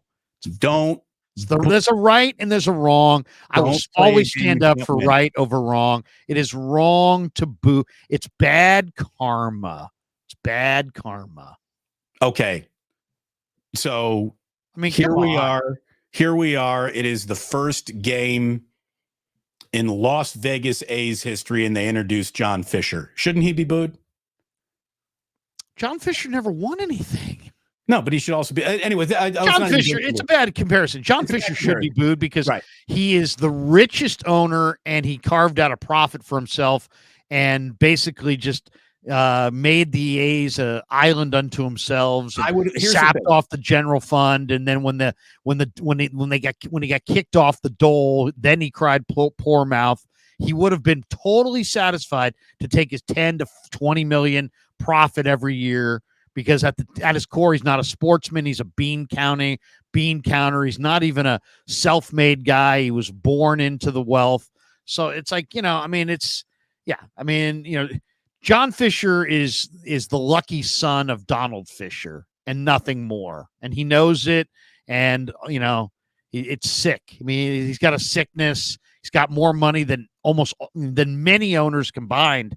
And yet he sat there and basically said, I'm not going to raise my finger and try to build a stadium. I mean, the Giants had failed stadium efforts. The A's didn't really have failed stadium efforts. I mean, John Fisher easily could have built that stadium himself, and with money that's 100% privately financed, but never even tried to put together a group to privately finance anything. He was always there with his hand out, demanding that the city of Oakland, who was terribly under budget, just cut him a deal. So totally different situations. Jerry Krauss was accomplished within his field. John Fisher is just born on third base, thought he hit a triple. Right. Okay. Bad comparison. Shouldn't have even brought it up. But I'm guessing the whole point is don't play games you can't win. I would have walked up and before they retired, who was that? Was it Rick Barry's? No, Rick Barry was. It was a Chris Mullin retirement ceremony, retiring Mully's number. The fact that no one's walked up to Joe Lacob and said, the minute you touch that microphone, you're going to get booed off this fucking court. Meant you didn't know your own fan base. No, he didn't. He didn't. He was brand new. And what he didn't realize was that, the Warriors had lost, but Monte Ellis had entertained those people many, many, many nights. And at the time, they were trading him for Andrew Bogut. Andrew Bogut was an injured center who was not playing, who had been hurt. It didn't even matter. No one was thinking about Monte Ellis when they were booing him. He just they were. They absolutely were thinking about Monte Ellis. Represented incompetent ownership, and until you do something, you get no victory laps. You get to take no bows. All you are is a rich guy. He was on with us. Hasn't proven anything. Hold on, Larry. Hold on. The whole point was Lacob should have never touched the mic that night, and had he not touched that mic, he's not booed. And then he'll even tell you that the booing really motivated him, and good things came out of it. That's good. Whoever is in charge of Bulls game night ops, I would have just said, if you really think that Jerry Krauss is going to go play, if you think this is going to play well tonight, like, let's stake your resume on it. Like, so if he gets booed, you resign. If he doesn't get booed, we'll give you a $5 million bonus. Of course, Jerry Krauss was going to get booed. Come on. What I mean, the world's a mean, nasty place, and people are, take more asshole pills every morning than ever before. And of course he was going to get booed. And how do you put his wife in that situation? Are the fans to be embarrassed? Yes. Shame on them. But shame on the Chicago Bulls for inviting Thelma to a real live booing of her dead husband. That was guaranteed to happen. And if you didn't see it coming, you're blind. Well, they had to invite her. They had to invite her. No functional history of how angry and how mud. It's like Jerry. You don't see Jerry Reinsdorf coming out looking for a boo or for a round of applause anywhere, because he knows what happens when he stands up. He's going to get booed right out of the fucking gym. I mean, I'm not with you on this one. I'm shame on the fans. I'm dealing in reality. I'm dealing in reality. Yeah, but don't be so classless that you're booing somebody with their and maybe the Bulls should have just informed her, hey, you know what? Let's laugh about it. Let's lean in, because we know that you're going to get booed, because there's just a lot of classless people. She seemed shocked by it, and she seemed bothered by it, and it was wrong. And shame on those people. I would never put her in that. They have no perspective. They won a bunch of rings. I mean, come on. It's not your birthright to get 8. You got 6. Be happy with the 6. Look, I'm telling you. You come here, Johnny Grand down to Damon. You're classless. No, Damon's living in reality. Damon understands how sports works. Damon understands how fans work. And Damon, but they were honoring him, Damon. They had to bring somebody from his family. Does it matter if it was his son, daughter, or wife? I mean, it's just bad.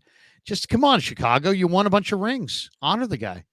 I mean, seriously, you haven't won jack squat since. You haven't even been to the finals since. So maybe, these were the good old days. Right. I mean, it's just like, should the Giants owners, the next time they take the mic, get booed loudly?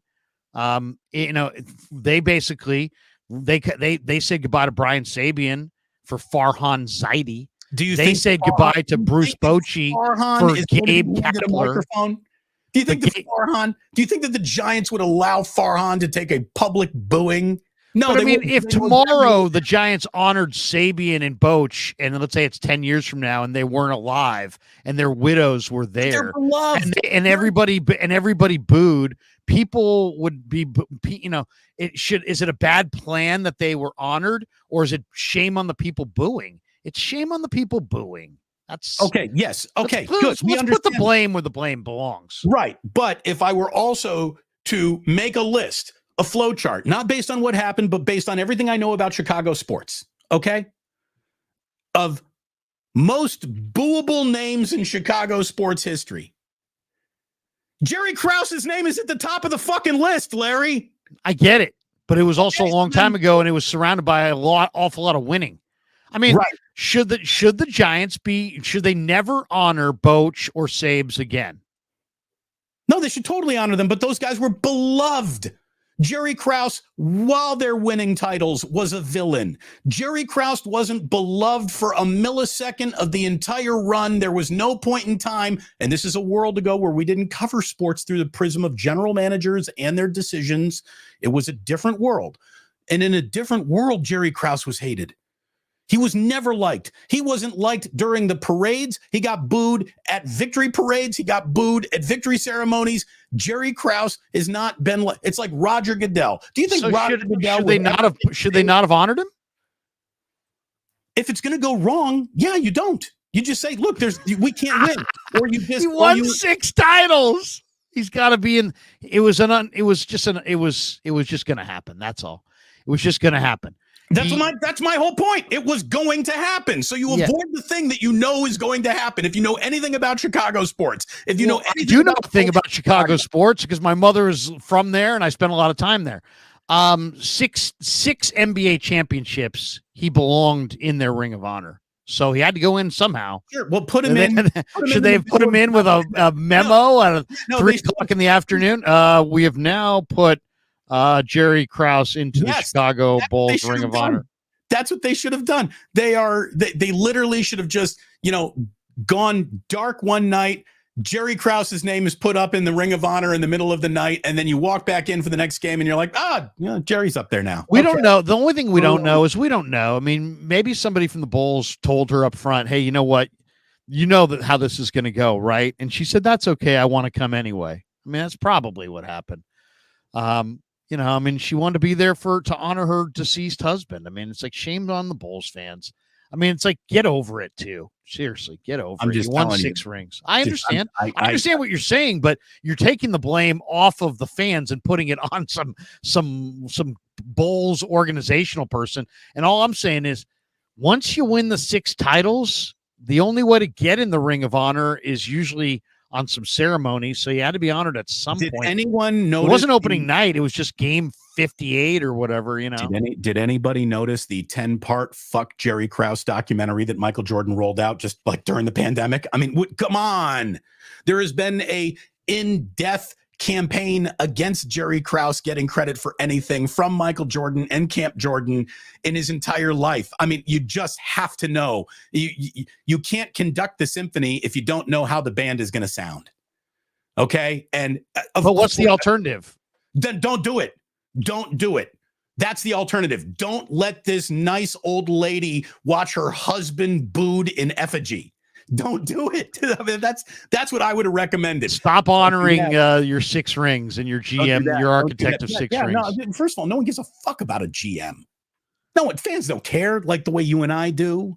Fans don't care, but they do know that guy's a villain and he will be. Look, if it happened again tomorrow, Jerry Krauss can get booed out of the fucking gym tomorrow. There's no amount of public shaming and Stacey King on the broadcast and Steve Kerr ticking everyone. And look, good. It is tisk everyone. That was a classless move. It's going to fucking happen tomorrow. It'll happen the next day in 50 years from now. If you say Jerry Krauss at the United Center, he's going to get fucking booed then too, Larry. He gets booed forever. Some people it's like bring Art Modell back to Cleveland. See how that goes. See how that fucking goes. Some people just are going to get booed. Right or wrong, fair, foul, widow present or not, Jerry Krauss gets put in the, this guy's going to get booed column every time. Every time. And once again, it's idiotic because they won 6 rings and have won nonsense. All right. Okay. I mean, it's idiotic. Had the best it's crazy. You're booing a guy who led you to your most successful period of time. Yeah, that was Michael Jordan and Scottie Pippen. Come on. This guy was the executive, and he made a number of good trades. And he put Scottie Pippen on that team, by the way. He drafted Olden Polynice and traded him for Scottie Pippen. I mean, if you love Scottie Pippen, wouldn't you love the guy who put it together? I mean, just have a little be better than that, Chicago. That's the message. Be better than that. Everyone gets the tisk Chicago. Come on. That's wrong. Chicago. That was wrong. It was wrong. Jerry Krauss will be booed. They were breakfast. Yeah, I get it. But, it's like, should they never be able to honor their team because, and Krauss is part of it. It's not like you can just be like, you know what? Krauss wasn't part of it. We'll just forget about him. And she probably on some level had to know what she was getting into. It's just bad. I would have avoided the situation by not putting that nice lady in the bad situation. And I could have seen that bad situation coming on IMAX. I mean, it was guaranteed. It was coming at you in 3D and you didn't see it. That's why I didn't say that I didn't see it, but maybe she didn't see it. Maybe she thought, I don't know, dude. Maybe she thought people were fucking normal and would get over it over time. No way. No way. Since there were 6 titles associated with the brand. I clearly know more about this. You would think that people that had 6 titles and have had none since, would really figure out that maybe those were the good old days, and maybe Jerry wasn't all bad. He'll be booed at his funeral. I'm going to boo you if you don't change the fucking topic. You want to know who the biggest winner was in the NFL this weekend? Can you guess the name of the biggest winner in the NFL this weekend? I think it's probably Bill Belichick. Incorrect. It's Kristen Juszczyk.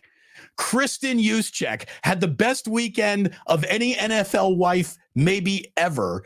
She's got Taylor Swift rocking her gear. She's got this gear now going in trending directions on all social media. And there is her husband, Kyle, making sure that she gets credit.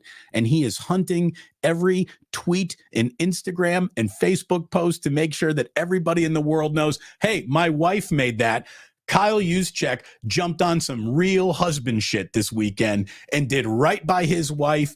And Kristen Juszczyk is probably one of the more famous designers of sports paraphernalia in the history of designing sports paraphernalia. Not since Alyssa Milano was banging Dodgers pitchers and saying, hey, maybe we should make jerseys with sparkles on them.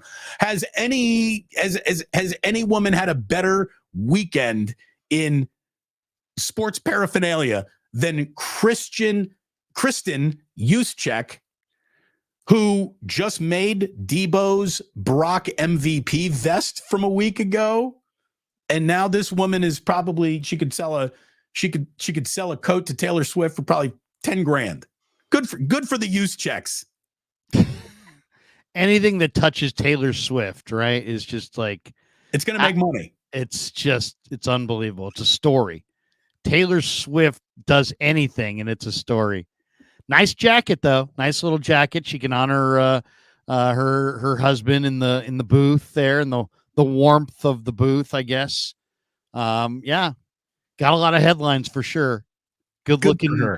Look at Chiefs. For people who didn't see it, it's kind of like a Chiefs jersey winter coat. Yeah, she did a great job. I mean, this is cool. If I were a Travis Kelce Chiefs fan, I would totally want to rock that coat. It was a cool coat. So there you go. There's your biggest winner. Your biggest loser from the weekend is the NBA's Martin Luther King matinees getting trampled on by the no one saw it coming NFL doubleheader thanks to snow in Buffalo. By the way, did you see some of the footage from what would have been? So this would be kickoff right now in Buffalo. It looked like the Hoth planet. The last time you saw something that snowy, there was a tauntaun in the scene. It was It was a blizzard of the first degree. I'm all about playing in elements. Those were not elements that could have been played in. Wow. That's all I thought when watching that. It's like, is there like a wall around that city where people are not allowed to drive away and live somewhere else? I mean, my God, that is just a ridiculous. Why you would want to live in Western New York? I mean, just an absolute snow fest. I'm kind of glad they canceled the game, on Saturday, because it looked like it would have been an unfair situation. But is it going to be that much better today? I don't know. I mean, I heard that it's minus 10. They put up a flag for extra shovelers. Apparently they've cleared out the aisles, but the seats are still covered in snow. This is what you want if you live in Buffalo. This is what you've signed up for. You've signed up for a life that can just be completely overtaken by a weather event. We had somewhere to go today. We had a baby to deliver at the hospital. Not today. You don't. That's going to be a home birth.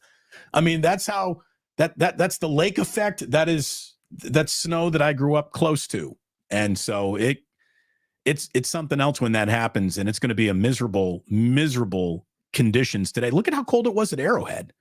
That did not look fun at all. Did you see the cutaways of Tyreek Hill? Tyreek Hill wanted nothing to do with that afternoon in terms of the weather. Like, he tried to come out with no sleeves, and then as soon as he got out there with no sleeves, you could see him say, "Get me a coat. Get me a coat." Look at the difference in today's two games. The Bills, Steelers, they're estimating at kickoff it will be 17 degrees. Eagles Bucks 67 degrees. Balmy. Yeah, almost 70 degrees in Tampa for Eagles Bucks. Who are your winners today? I think Tampa carries the day. I think the Bills get it done as well. I think you think the same, right? Yeah, I'm trying to. I won my combo bet yesterday because I was all over Packers, and I took the Rams on the teaser, getting 10.5. I'm just not sure how to wager on this one today. I like the Bills, and I think they're probably going to win in a blowout, but I don't know. They've been kind of Jekyll and Hyde, and the Steelers, who knows? The Steelers might be able to run the ball a little bit. Buffalo, I definitely like Buffalo to win the game. The other one I'm battling back and forth. Do the Eagles show some kind of bounce back championship medal and beat the one team that they probably could handle this weekend in Tampa Bay? Or do we, is it about somehow the Eagles have a championship medal and they circle the wagons for one big victory before they go down next week in Detroit? Or is it Buccaneers, with Godwin and Evans against one of the worst pass defenses in the league, and it's all Tampa? Baker's not 100%. It's Philly's a 3-point favorite in the game. I can't really decide on that game. I'm not sure which direction to go there. It'll be nighttime in Tampa. Should be a perfect, cool, crisp night for football, but probably weather in the 50s. By the time kickoff comes, I don't know. I can't really handicap that game. I'm not sure who's going to win. I would lean towards Buccaneers getting 3 at home, but I don't have a conviction on that one. Maybe it's just a layoff night for Larry Krueger. Count your winnings. Don't go back to the window. Just a layoff Larry. Sometimes I know, the best bet you make is the bet you don't make. Yeah. Stay away. It's the stay away. It's the stay away. It's like inviting Jerry Krauss back. It's just a stay away. You shouldn't do that. Just stay away from it. Larry, let's check out some supers before we go. What do we got? Okay. Well, first of all, we'll just go straight from the top. Glock Holiday jumped in. He's a member of Damon's channel. He became a YouTube member today. We read the Loner Incognito. Then we have this one from Gary Van Horn, who's become a YouTube member today.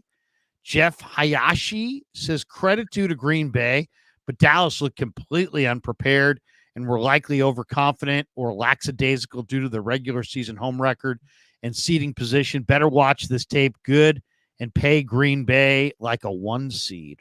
Maybe play Green Bay like a 1 seed. I think that's what he meant, but I completely agree. Dallas came out just like they weren't aware of what time the game started.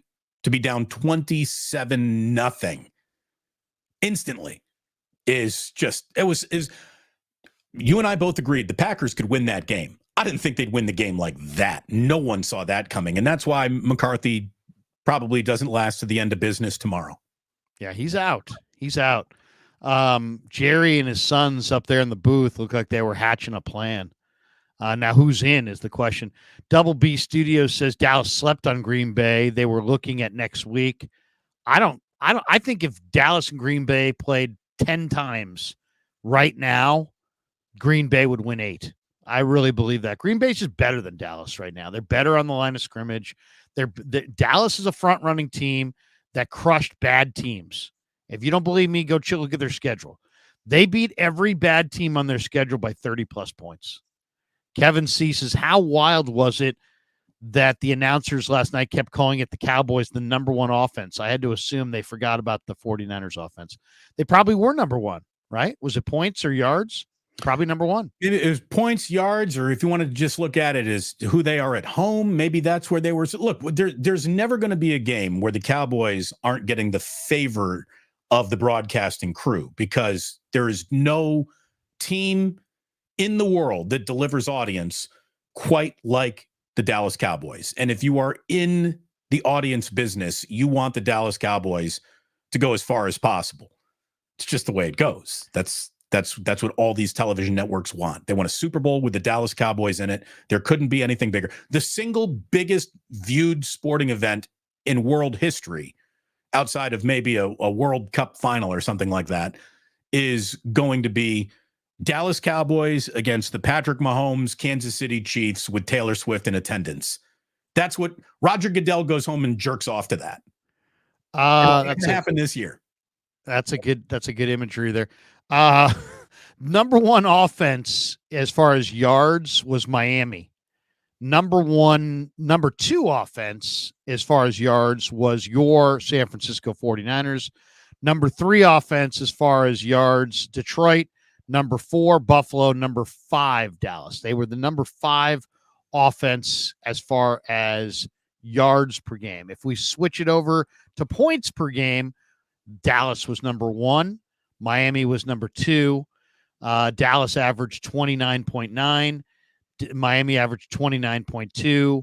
Niners third at 28.9. Baltimore 4 at 28.4. Detroit 5 at 27. Well, again, a good number 1 points per game. Good announcer is not going to let any facts stand in the way of a good broadcast. So there you go. Well, I mean, a lot of people think points is the bottom line anyway. So, in some ways they are the number 1 offense. Loner Incognito, flattered that teams always want our defensive coordinators, but who will be next in line if Wilks leaves and can stay long-term as our defensive coordinator? I don't know that they're going to have somebody long-term, but I will say this. I would say the leader in the clubhouse for the Niners defensive coordinator position, if Wilks leaves, is the guy whose defense gagged yesterday against Green Bay, and that's Dan Quinn. Because if Bill Belichick is going to be the new head coach in Dallas, and I don't know if he is, but he may be, or if Jim Harbaugh, let's say, is the new head coach in Dallas, and I think Dallas will think big. I think in both scenarios, Dan Quinn's out. And then it's a matter of, does Dan Quinn, who was the head coach of the Falcons, get another head coaching gig? And if not, and Steve Wilks left, he was with Kyle Shanahan there in Atlanta. I think Dan Quinn very easily could wind up being the Niners defensive coordinator next year if Wilks leaves. Do you think Seattle calls Dan Quinn? See if he wants to come home? I do. I think that's probably the fit. That's probably where he'll go next. But if he doesn't get that job, he may not get any job. And in that scenario, he could come here. Loner Incognito. Before we move on, let me just ask you, because you and I are both huge fans of his work. How come Chris Kusuric's name doesn't come up as the next in waiting? Because normally if a team's promoting from within, you take your, like they did with D'Amico, who did an incredible job with linebackers, and just promote him to DC. Is Kusuric just not on that coordinator to head coach path? Is he not interested in that? I think he may not be interested in that. I think he likes what he does. I think he's well compensated for what he does. And I don't want to speak for him. He might be super interested in it, but it seems like, he's not on that track. Like they don't want, like maybe either he has said it to them, hey, I don't want that role, or he's happy in his current role. It's kind of like Jim Tomsula, really.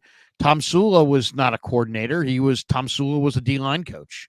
Okay. So that's the thing. Like I really respect a guy who has reached the point in his career where he says, I'm where I should be. I'm happy to be where I am.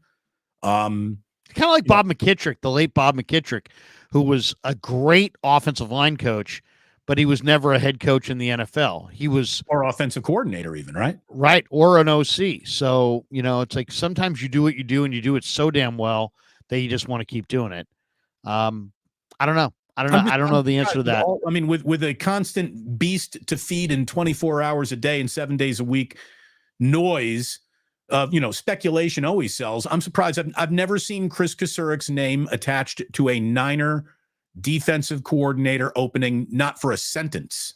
And he just seems like a natural candidate. So, well, not only that, they obviously respect him enough that they asked Steve Wilks to come in and adapt to his defensive front, right, and to take him as the defensive line coach. So obviously he has a lot of value and his scheme has a lot of value, but he's not getting DC consideration either because he doesn't want it or he's on a different track and isn't deemed fit for it. I don't know, but my guess is he likes what he's doing. Just asking. Yeah. Loner Incognito says, okay, so Purdy is still young, so we should build the team around him. And they have. They absolutely have. James Foster says the Packers don't have Pro Bowl playmakers. They have good players, good players, makers, and a good scheme and a really good head coach. Sounds like a football team to me.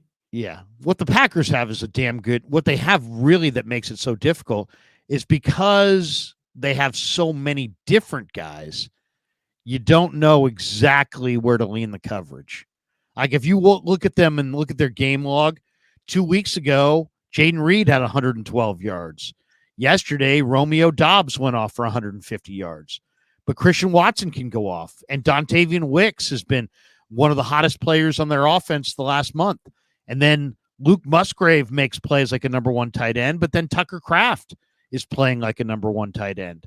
Aaron Jones looks like a number one back, but then when A.J. Dillon's in there, he also looks like a number one back. So, they've got youth on their side and they've got depth. And so I think you've already said it. I think you've already said it very well. And just the elevator pitch of the matchup of Packers 49ers, Larry, you already nailed it on the head. You should go back to this all week long. If I use it on my show, I'll credit you reluctantly, but it's the truth. The Packers got a lot of talent and a lot of playmakers. The 49ers got stars. Now, that talent and those playmakers could become stars of the future. And if they want to become stars, you go ahead, Green Bay Packers, you come into Levi Stadium and you beat the 49ers. A lot of you guys could be on your way to some star power if you do that. But I really do think that that's a great way to say it. The Niners got the stars, but boy, do the Packers got an awful lot of talent in this game too. And that's going to make it interesting. Well, and the Packers have an entire roster of youth. I mean, it's the youngest team in football, I believe. Yeah, the only older guys on the entire team would be Aaron Jones, Devondre Campbell, Preston Smith, and maybe that's about it. I mean, everybody else is basically a youngster. Jair Alexander, I guess, was the 2018 draft. He's a little older, but I mean, that's a very young team. Carl Kelsick, YouTube member 1. Carl Kelsick, YouTube member 2. Thank you, Carl. Double membership. Never to be booed. Never to be booed. Carl Kelsick will never get a booing. You put him in the Ring of Honor. You invite the wife. You invite the kids. No problems.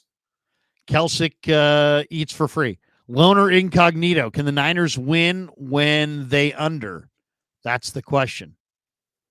When they're under? When they don't score, you mean? Can they win a low-scoring game? I think is what he's saying. As long as they have the lead in it, yes. Can they win coming from behind? Can they trail by 10 at halftime and actually win the game? Most teams have at least one game like that. They would have had that game if Moody had made the field goal in Cleveland. Instead, we're all kind of left wondering if they can do it. Chuck Flanders says, move on from Krauss talk. Thank you, Chuck Flanders. Thank you, Chuck. I know Chuck. Matthew Sanders says, Stroud and Love coming back down to earth very soon. Well, that happens a lot too. That's the other, history tells us, don't fall in love with what you see in Wild Card Weekend, because the winner oftentimes has to expend a ton of energy, travel, oftentimes go on the road, and then they're sitting there rolling into a real tough division round against a team that had a better record, that had rest, that's sitting and laying in wait for them. So, yeah, look, I totally agree with that. Green Bay's defense was on the field for 89 snaps on Sunday. That's a lot of snaps. And Jair Alexander did hurt that left ankle again. We'll see, how – I know they took him out, but we'll see what he's got. And the last super here is from Green Glass Full. He says, now PC Pimp Cone is saying just Jordan Love is better than Purdy. And people wonder why there is valid criticism of said grifter Grant. All right, we're not going to comment on Grant. Grant can say whatever Grant wants to say. The bottom line on the 49er situation is they fought like hell to have this advantage. Now they have this advantage. They got this rest. They badly needed the rest. I think what's going to be, what you're going to see is you're going to see what you saw in Jacksonville. To me, the Jacksonville game is what I think you're going to see next week. Jacksonville, if we need a refresher course on that one, had won 5 in a row. Not only had they won 5 in a row, they had a really talented young quarterback in Trevor Lawrence, and he had a ton of weapons that he was in lockstep with, and they were playing terrific football. And not only had they won 5 in a row, Damon, they had never trailed in any of those 5 games. And the Niners rolled into their place, throttled them, took away Evan Ingram on the first look because he was going to Evan Ingram, the tight end, repeatedly. Took away that first look, put some rush on Trevor, got a lead, and crushed. I thought that was that game to me is how I see this next game is that you have to do the same thing. Trevor was feeling good, lots of weapons, spreading it around, loving life. Suddenly things were changed, and the Niners got a big one-sided victory. I hope that's what we see Saturday night. Well, Larry, I can't help but notice that you brought up my team in a negative light here at the end of the show once again. I wrote down a couple names. I put them in an envelope, and one of those names was Larry Krueger. And I thought, for sure, Larry's not going to go ahead and use this opportunity to further besmirch the Jacksonville Jaguars in my good name, but it happened. Trent, I gotta go. I gotta go anti-Jags. I did it for Tom. I did it for Tate. You know what? You screw that. I did it for Amicis. I did it for Amicis because I like Amicis. A little burnt crust. Great pie. It's flat. It's fantastic. I put Amici's name in an envelope and I mailed it to you, Trent. And so when you get that envelope, you're going to open it up and it's going to say, Trent, only eat Amici's. Open that envelope, Trent. So here, we're going to remind everybody, and that's where we probably should have cut it off right there, but we'll remind everyone, Larry and I are going to be back for another wake up, 8 a.m. West Coast time, Friday morning. And then we will be back at it with an 8 a.m. on Sunday. And we'll even double down, hopefully previewing what will be the NFC title game on a Monday morning wake up as well. So you're going to get double wake ups after the 49ers play on Saturday. You're going to get one on Sunday. And then on Monday, if there's an NFC title game to be talked about. Thank you so much for watching. Thank you so much for subscribing. Hit a like on the way out. That will help the algorithm kiss us on the forehead. And we thank you very, very much for watching all season long, today included. You're an awesome audience. Thank you so very much. Go Larry? Niners, go Niners. I told Tate, I told Tom, the Niners and Packers first round. Hey, Krug, you got a bookie that maybe I could get a little bit down? I mean, I don't know exactly. No, I know he pays. I want him to collect. I just don't want him to stop by the house, especially if I lose. But I will pay. I promise this time I'll pay.